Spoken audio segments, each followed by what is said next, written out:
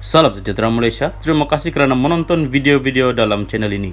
Sebelum kita mula, jangan lupa untuk tekan tombol subscribe, share, like dan komen. Let's go! Salam sejahtera dan selamat petang kepada semua pendengar. Berita kali ini dipetik dari BH Online bertajuk Ingatkan mereka sudah serik, rupa-rupanya tidak. Rafizi ulas cubaan culik MP BN. Berita penuh. Putrajaya, perjanjian persefahaman MOU antara Pakatan Harapan PH dengan gabungan parti yang menyokong pembentukan kerajaan perpaduan disifatkan langkah jauh lebih demokratik berbanding ketika kerajaan di bawah pentadbiran Tan Sri Muhyiddin Yassin.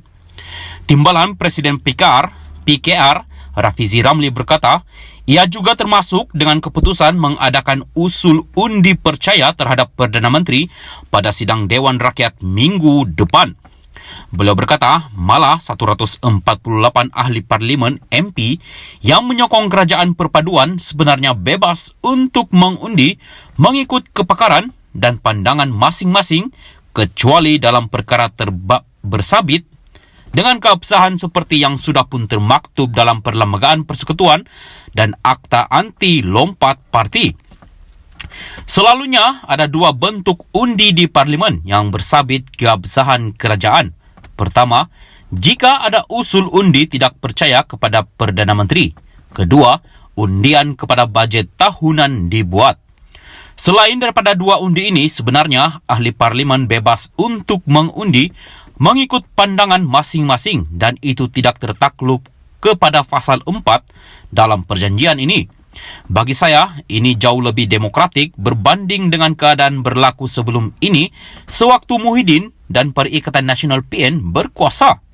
Ketika itu, apabila nampak sudah hilang majoriti, dia menggunakan kuasa darurat untuk memerintah tanpa cuba untuk mengesahkan sokongan majoriti di parlimen pun. Sebab itu agak lucu apabila satu-satunya reaksi daripada PN adalah kononnya ini satu langkah berbahaya ke arah wujud diktator di bawah Perdana Menteri ke-10 katanya dalam hantaran video di Facebook hari ini. Sebelum ini, ahli parlimen Masjid Tanah, Datuk Mas Enmiyati Samsudin mendakwa MOU yang memaksa ahli parlimen undi usul kepercayaan untuk Perdana Menteri atau kerajaan PH Barisan Nasional BN dianggap tidak berperlembagaan dan akan membawa kepada pemerintahan diktator. Mas Enmiyati berkata, perjanjian ditandatangani dan dimeterai parti politik bagi membentuk kerajaan PHBN juga haram, berbahaya dan tidak boleh dikuatkuasakan. Rafizi yang juga Menteri Ekonomi turut memaklumkan beliau dan ahli parlimen selayang Willy Leong antara individu yang menyediakan draft asal perjanjian itu untuk dirundingkan dengan parti-parti lain. Kenapa perlu ada perjanjian? Sebab kita nak selamatkan negara ini daripada menjadi mangsa katak-katak politik. Budaya menggunakan katak-katak politik untuk membentuk kerajaan ini dimulakan Muhyiddin dan Tan Sri Abdul Hadi Awang semasa langkah Sheraton dulu. Kita ingat dengan adanya Akta Anti Lompat Parti, mereka sudah serik dan perkara ini tidak akan berulang. Rupa-rupanya tidak. Sebaik saja keluar keputusan PRU15, PN cuba menculik 10 ahli parlimen BN untuk menyokong Muhyiddin menjadi Perdana Menteri tanpa persetujuan BN.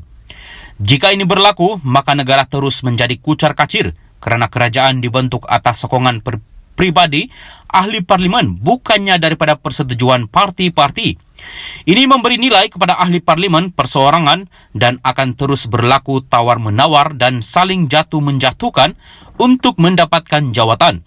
Kita pun tidak tahu apa yang ditawar dan dijanjikan Muhyiddin kepada 10 orang ahli parlimen BN katanya. Beliau berkata kerana itu PH mengambil pendirian untuk memastikan kestabilan politik dan membaiki keadaan ekonomi negara. Sebarang pembentukan kerajaan perlulah berlaku di antara sesama parti bukan di antara ahli parlimen perseorangan seperti yang Datuk Sri Azmin Ali buat dulu.